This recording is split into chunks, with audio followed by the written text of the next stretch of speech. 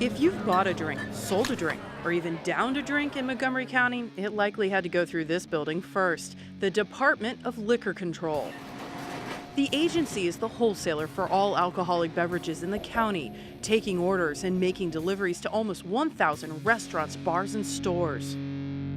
But multiple sources tell the News 4i team some county employees are skimming cases of beer and selling them on the black market. If I say no, I was worried he might hurt me too. This store owner says he's scared to show his face after a county delivery man tried to illegally sell him beer under the table by telling him, I got 10 extra case beer and you want to buy some cheap price. He says the delivery man wanted cash for those extra cases on his truck. My answer was no, no, no. Another store owner tells us delivery guys offered him extra cases too in exchange for cigarettes. It's been going on for years. The News 4i team also heard from several insiders with liquor control. The people that are immigrants are very vulnerable. I believe there's intimidation. Maybe they should say no, but maybe they feel intimidated and they feel like they should go along with it. Our sources tell us the theft goes down in one of two ways. Instead of delivering the complete order, they actually keep a couple of boxes on the truck and tell the store owner they were short. But these boxes, they're going to get delivered to another store further down the road for half price in cash. Or this time, the store owner is in on it, paying the delivery crew cash for some of the cases. In either scenario, the delivery crew is filling out one of these county credit forms, claiming the cases were short on truck. This could be a way that they could be hiding theft. Well, that's always the fear when you say that they say it wasn't on the truck, and it was. George Griffin is the director of liquor control. He says incomplete deliveries or shorts are an unavoidable part of the business, and regular counts or audits should flag any missing inventory. We should be able to account for virtually every case that's in the system one way or another. But our insiders tell us the county delivers so many cases and makes so much money, it's easy to hide the thefts. Because even though the county says it knows how much money it credited back to stores, no one is keeping track of why, meaning no one is checking those individual pieces of paper to see which delivery crews or which stores had the most shorts. Except the News 4i team. We spent nearly 2 weeks going page by page through 6 months worth of credit forms. We found 2/3 of businesses were shorted, some more than once a week. Most of those stores get their beer from the same 3 delivery crews, who we found had as many as 3 times the number of shorts compared to other trucks. There's no way that continuously the same trucks should have the problems all the time without something happening to them. It is surprising to see that some of the patterns. And you think there may be a problem? It sounds like... Well, sure. But Griffin says any potential thefts are small compared to the volume of beer sales in the county, almost 5 million cases a year. You never make so much money that you're not worried about problems. Griffin tells the I-Team he made changes as soon as we showed him what we found. All shorts now must be immediately called into a supervisor on the route, and the county will be watching specific delivery crews for red flags. Is this acceptable, what we have found, or is this cause for concern and you're going to have to go do something? No, absolutely cause for concern. I mean, I'm glad you brought it out.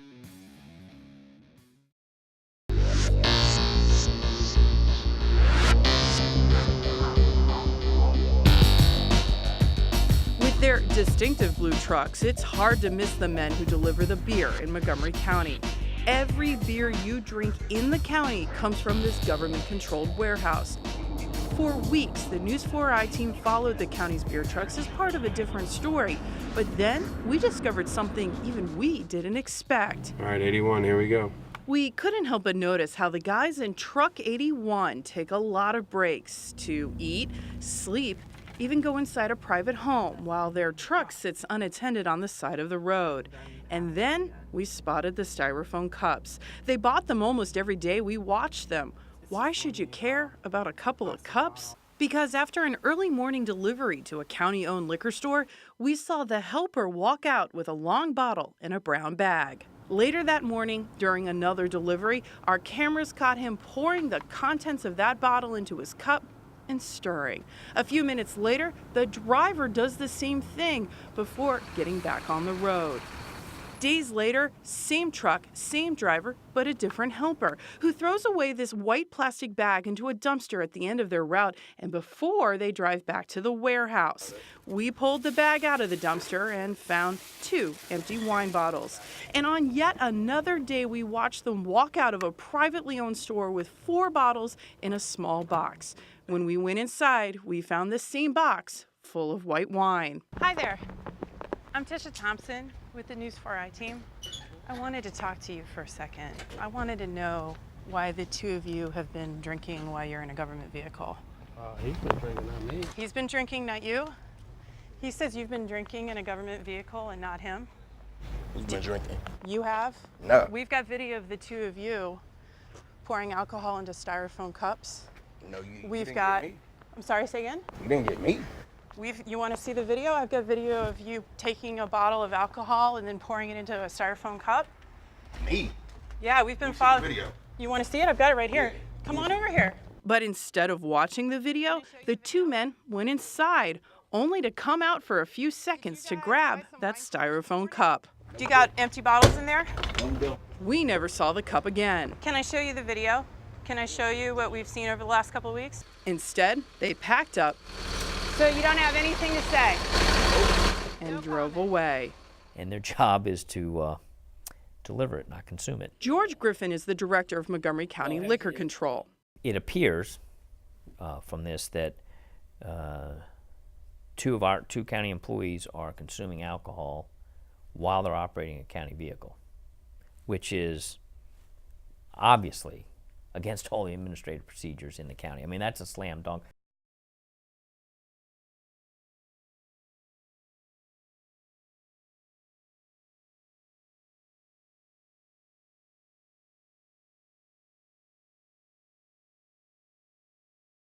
We need a criminal investigation of these employees. You know, we need the Attorney General to get involved. We need to figure out what's happening there in the first place.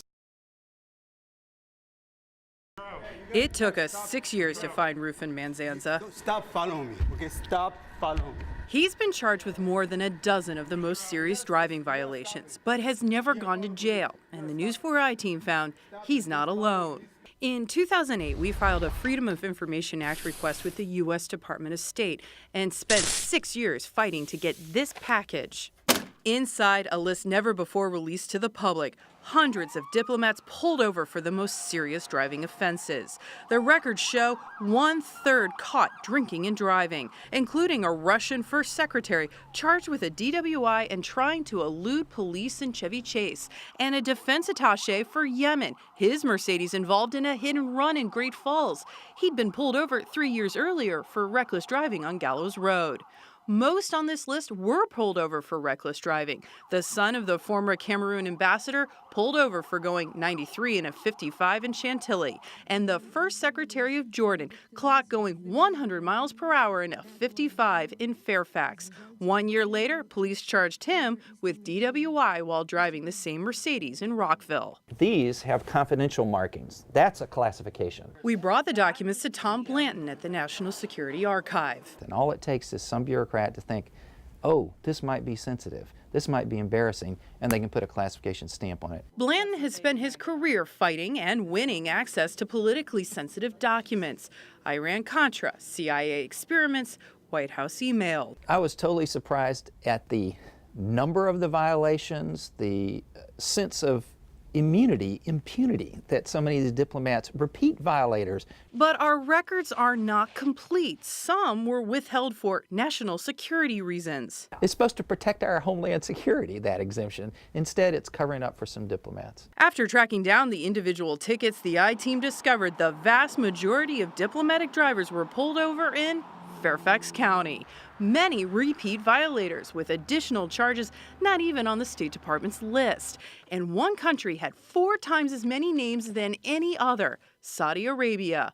Reckless driving, DUI, possession of marijuana. Remember, this is a country where it is illegal to possess alcohol or drugs. But these same court records show most were never prosecuted because of diplomatic immunity.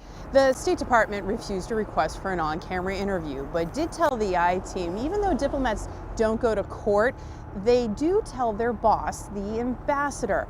And if there is a repeat offender, the State Department can kick them out of the country, which it says it's done 45 times in the last 2 years. When we searched court records, we found a few letters from embassies apologizing, including this letter about the ambassador's son promising it will never happen again. We found the children of diplomats make up more than a third of our list, but the State Department says they only get diplomatic immunity until they're 21. Mr. Manzanza, I'm Tisha Thompson with the News 4 I-Team. Which is how we found Rufin Manzanza, the son of Congo's defense attaché, coming out of the courthouse after pleading guilty to driving on a suspended license after he had already been pulled over twice for DUI. Do you think you could hurt or kill someone? Are you allowed to do this in the Congo? Are you allowed to video me, interview me? I am. In the United States, we're allowed to videotape you. So my question is are you allowed to do this in the Congo? Please stop following me. Sorry? Can you stop following me? Well, we just want to know if you think what you're doing is dangerous. Don't have time right now. I gotta go somewhere. The State Department tells the I-Team it did not know about Manzanza's repeated violations, but is now looking into his driving record. And that, Blanton says, is why the State Department needs to release these records every year instead of trying to cover them up. If they can drive drunk on our streets, we're all at risk. If they can get away with it, we're all at risk. These folks' bad acts should not be covered with a classification stamp. That's why it really matters.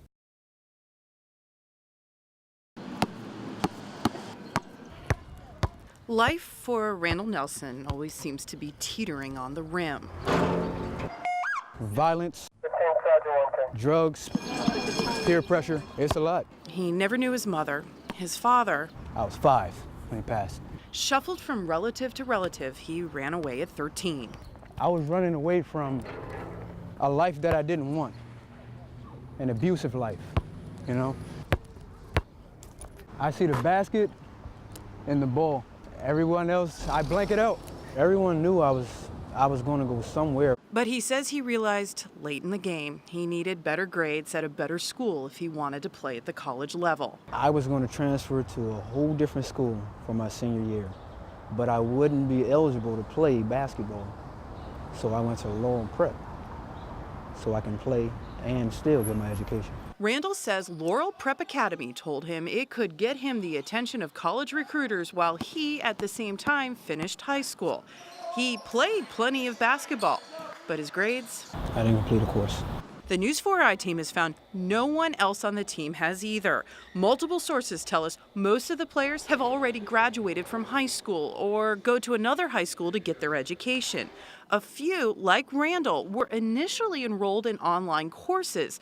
But Randall says Laurel Prep never paid the bill. This is the computer lab. This is Levitt Brown, Laurel Prep's coach and founder, and Harriet Cox, the school's academic administrator.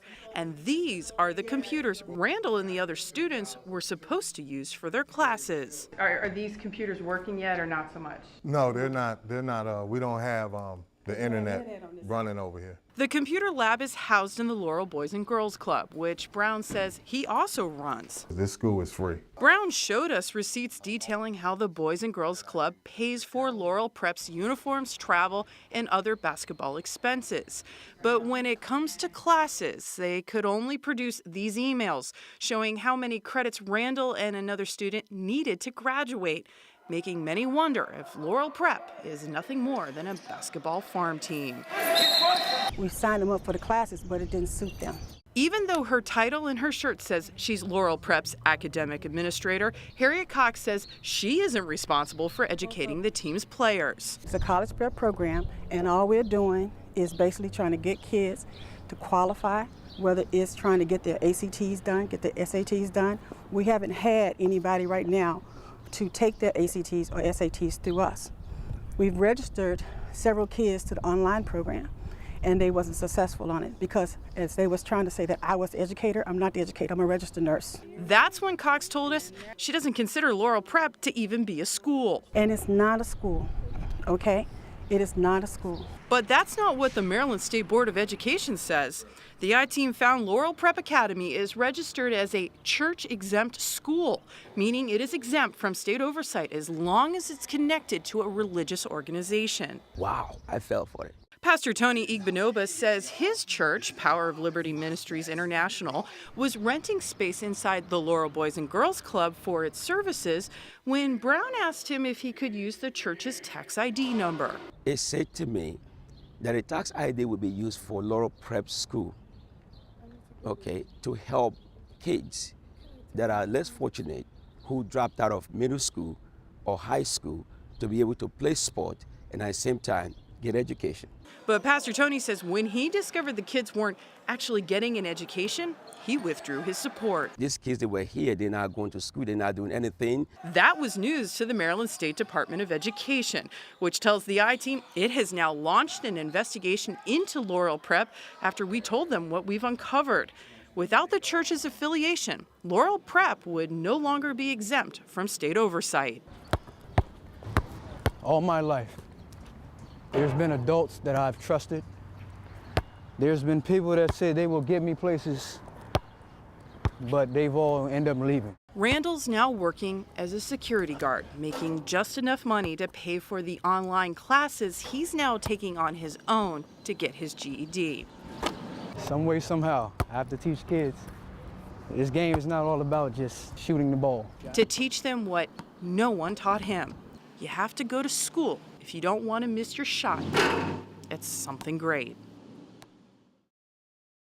For decades, kids have been coming to the Laurel Boys and Girls Club to play basketball and other after-school activities. Overseeing it all, Levitt Brown. I'm a staunch believer of Boys and Girls Clubs. I was raised through Boys and Girls Clubs. My mother ran them for 30 years. Unaffiliated with the National Boys and Girls Club organization, this local club is technically run by a president and a board of directors. But Brown makes no bones about it. My name is on the credit card. And that, he says, means he's in charge. Now, everybody I've talked to outside says the only man who really has control is Levitt Brown. Levitt Brown has all the control. Is that a fair statement? That's a fair statement. Really? Yeah. You don't argue with that? No, I don't argue with that.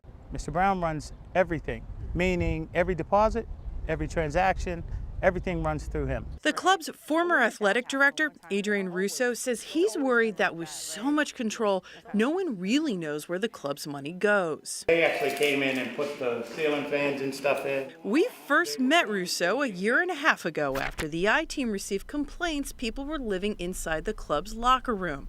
At Brown's direction, Russo showed us around the club, explaining kids would sometimes crash on the locker room's couch. I think the big question is, do they live here? No. Nobody lives here. But look at what the I-Team found in these city inspection records since that interview. Pictures showing 3 high school-age kids living in the locker room for months in what fire inspectors labeled unsafe conditions. No windows, shoddy wiring, and multiple kerosene and propane tank heaters. Records show it's happened at least 4 different times. Most recently, this May, when 4 more people were found living in the building's annex. We knew we were wrong. Now, Russo admits people have been living on and off here for years. Russo says he's now talking about what's really happening inside the club because he's concerned Levitt Brown is spending too much of the club's money on Laurel Prep Academy, a new basketball prep school Brown also runs. They were going to games, spending funds on hotels and meals and travel, and we didn't have any toilet paper in our building. We didn't have any heat for our kids. We didn't have uniforms for our kids. In response, Brown showed us some of his financial paperwork, which shows he does use club money to pay for Laurel Prep. But he says the real reason kids didn't get their uniforms this year is because of this, the club's outstanding $34,000 water bill. Brown says he's been forced to dip into his personal savings to pay the bills. I went in my retirement account and took over $40,000 out of that. it might not still be enough to keep the doors open. The I-Team has found the club's building has received multiple fire and building code violations in the last few years. It's also a registered historical landmark. And earlier this year, the Maryland Historical Trust found the property in such poor condition, unsecured and unattended, it had a very real threat of vandalism and fire.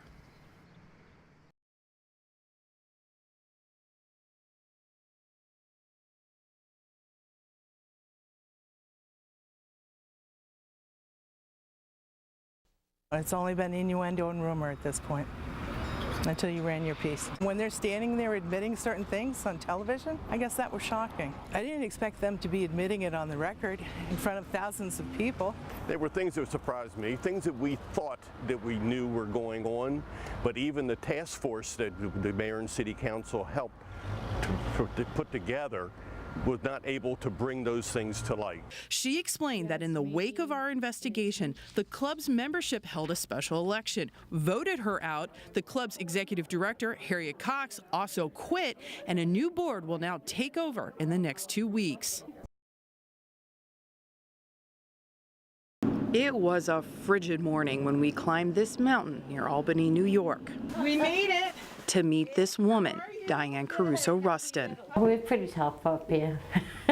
Diane says she had to be tough to work more than a decade inside a large postal processing plant where they sort mail 24 hours a day. The culture of the post office is, it's an old boys club. Good at getting along with the guys working alongside her, Diane says she thought she was going to get a promotion when she walked into one of her manager's offices. Next thing I know, he pushes me up against the wall.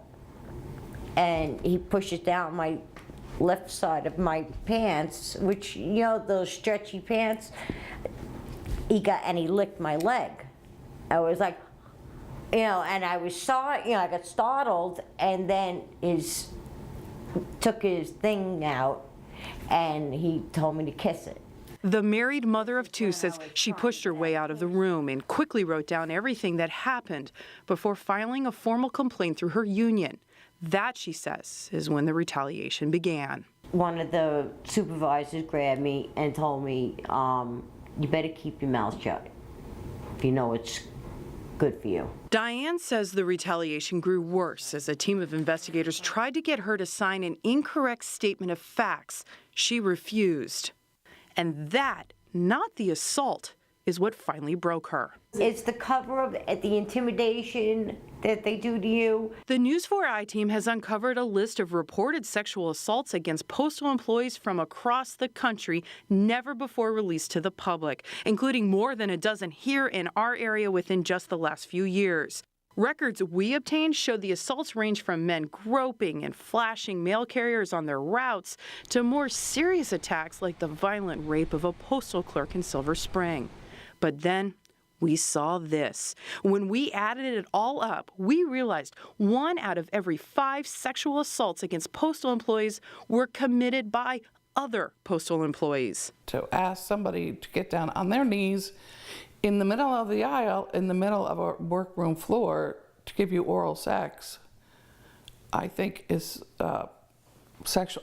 If that's not sexual harassment, what is? Noelle Whalen says her managers repeatedly ignored multiple complaints she made about being harassed, stalked, and finally sexually assaulted by one of her supervisors inside this processing plant in Connecticut. This is a person that I had asked numerous times not to touch me, not to go near me, not to speak inappropriately to me, and he then attacks me. Noelle kept all of her paperwork, but when we asked the post office for its records on the investigation of her attack, we received hundreds of blank and redacted pages.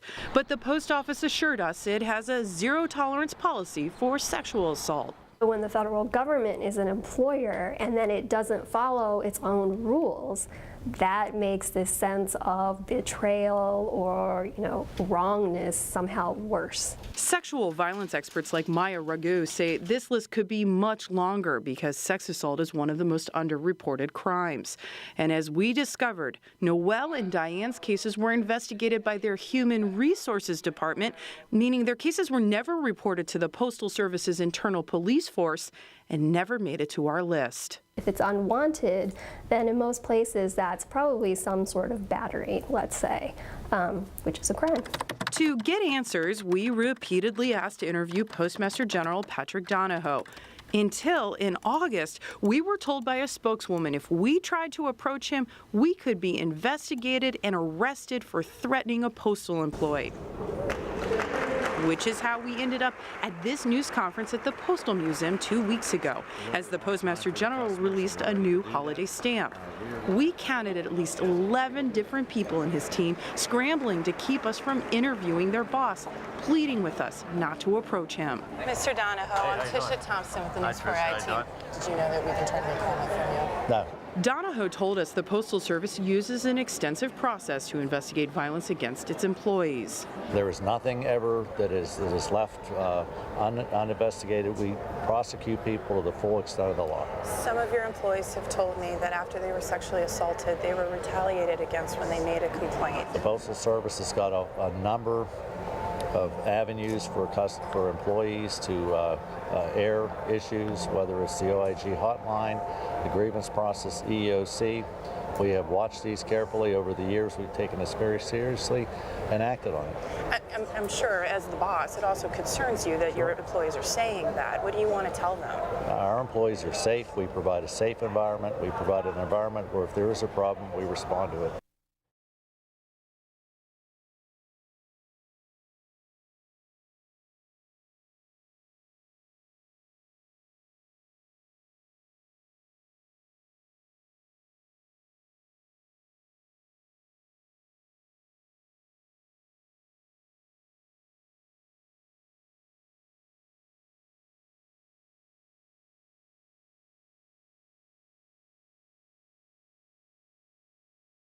What concerns me the most was how difficult it was for you to get the information. Farenthold is the chairman of the Postal Service's Oversight Committee in the U.S. House and says he wrote this letter to the Postmaster General after he watched our investigation. In the letter, he asks a series of questions about how the Postal Service plans to prevent sexual assault and sexual harassment. We're going to see what the postmaster has to say and look at the response to the letter. I think this is something that's probably worth having a hearing on Capitol Hill so we can listen to both sides of the issue and see what needs to be done.